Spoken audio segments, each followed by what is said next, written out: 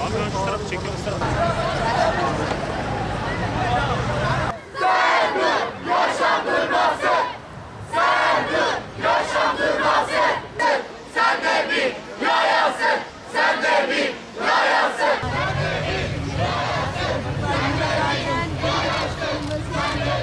Özellikle yayalarla ilgili, özellikle yayaların önündeki hususunu ortaya koymak, bu konuda farkındalık oluşturmak bakımından çok hayırlı, çok önemli bir faaliyet bugün burada başlatıyoruz.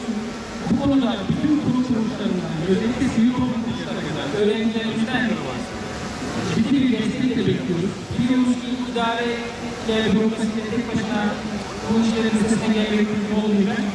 O sebeple halkımızın her kesiminden desteğe ihtiyacımız var.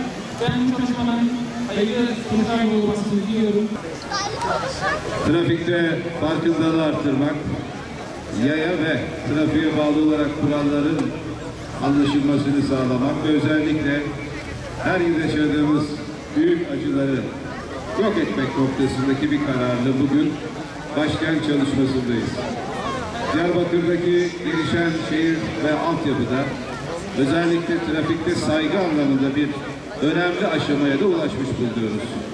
Bugün öncelik hayatın, öncelik yayanın kapsamında Diyarbakır'ımızdaki törende de bu farkındalığı oluşturmak, gençlerimizden başlayarak bütün yaya kavramındaki vatandaşlarımıza bu bilinci aşılamak istiyoruz.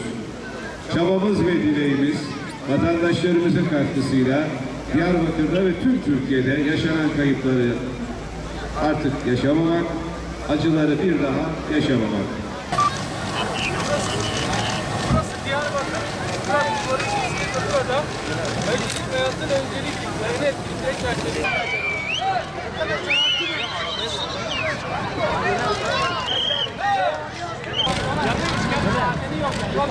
Olayı bizi de çekiyor.